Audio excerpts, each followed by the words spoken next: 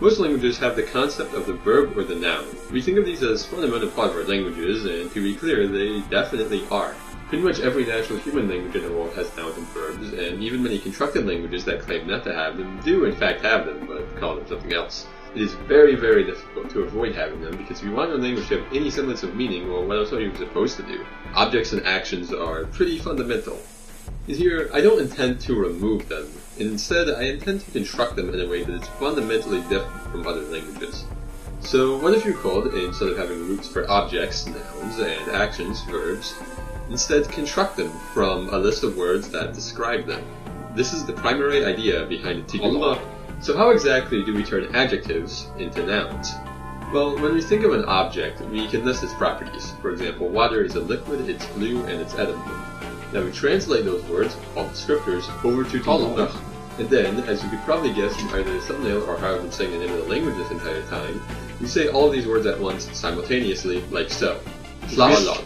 This means that the hypothetical speakers of this language would require a potentially infinite amount of mouths. We can do the same with verbs. For example, if we want to say to fly, we use the descriptors non-stationary, to knock, and above, ha, which combines to knock. We can then attach the verb particle, yach, giving yach. Note that verbs in this language are just a case, like how nominative and accusative are a case. They're not exactly cases of nouns though, they're cases of compounds, which is a combination of descriptors and particles. Both of these words are romanized like so, where a comma shows multiple words pronounced at the same time. So, we've managed to create words. Cool. How the hell do we go from this to actually saying sentences though? Well, in order to start a sentence, or a group, we'll see why it's called this in a bit, you start with a group type. The simplest group type is u, which introduces a statement. Let's translate the following sentence. The person ate the apple. First of all, we don't have articles, so we can get rid of those. Now we need to translate the remaining words. So, what is a person? Well, they're alive, xalAn, and they're sentient, Agma, which is probably enough to describe a person. So we combine those into xalAn, then we add the nominative particle to get the compound xotla. Next we have the verb eat. Earlier I mentioned the adjective edible, or vrish, and if we attach the verb particle yach to it, it becomes a relatively unambiguous way to say to eat. Yach. Now, an apple. Apples are red, edible, and organic. This creates vrish. Note that this could be any red, edible, organic thing, so this could for example be a tomato, but I'm going to say this is specific enough. We attach the accusative particle and we get vrish, and boom, there's our sentence. Note that those words, except for u, can be rearranged, since it's all marked. So some of those letters in there probably don't make the sounds you might expect. This gives me an excuse to talk about the phonology, which I probably should have done at the start of the video instead of now, after I've already explained some of the grammar stuff. But anyway, this fucking phonology. Use the phonology of tiduna as an IPA chart. I guess this is the part where I say all the sounds. Consonants. Ba, ta, da, ka, ga, nga, wa, wa, ha, sha, ya, la. Vowels. I, u, a, a. And then the phonotactics are CCBCC, although a lot of the time I only really go to CBC. Vowels are also not allowed to be directly next to each other. Anyways, now that we've seen the phonology, let's go back to grammar. Remember how I mentioned groups? What are those exactly? Well, while saying a phrase, you can, in the background, say a group phoneme, those being la, schwa, nga, ya, or shla, for the entire duration of the phrase. This ties the entire phrase into a group, which can then be used as a standalone unit in a verb or a noun. To see a case where this may be useful, take the group type iku, which is just the genitive. It takes a possessee and a possessor, and on its own it would mean something is owned by something else. Tie it into a group, however, and now you're creating a genitive. So if we want to say my house, we'd say iku wa yala ukoch, romanized like so. Here's how that breaks down. Pause if you want. We could also leave out the possessee. Doing this means that the listener will know it from context.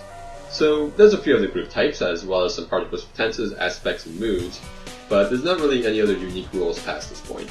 So before we get into the translation of the requested phrase, let's talk about the orthography. Something I've neglected to mention until now is that these creatures are four-dimensional. This has a few implications.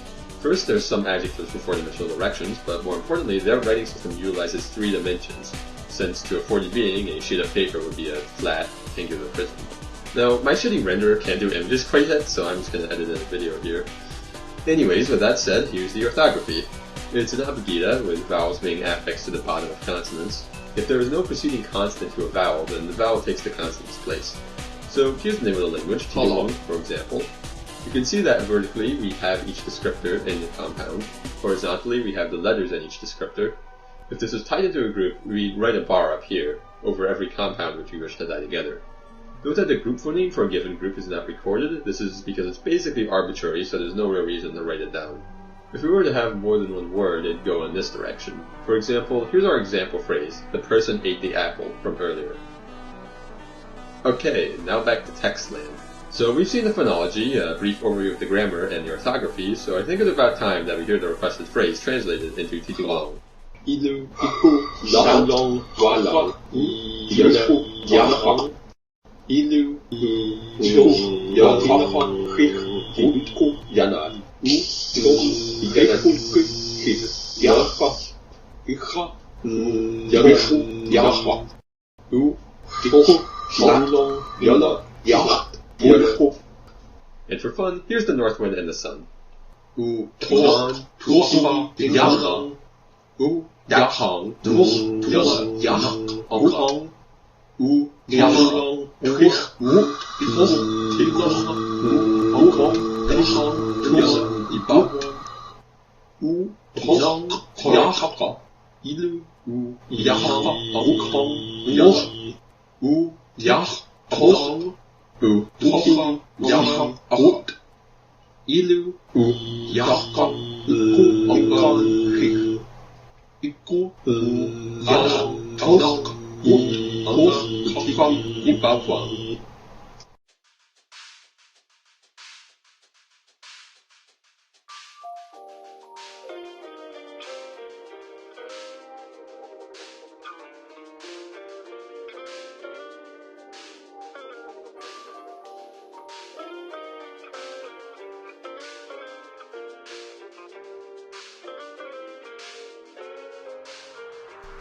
So that's about it. In the description of this video is a link to our GitHub repository containing the word list, grammar, orthography, and the script for this video, as well as two programs, one to phoneticize column of text, and another to write column of text in the script of the language.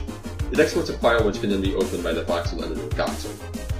As always, remember to dislike and unsubscribe. If this channel hasn't burned and fucking died by the time this video is posted, please dislike on multiple alternate accounts so that I can die quicker. God, I hope I don't become a fucking YouTuber.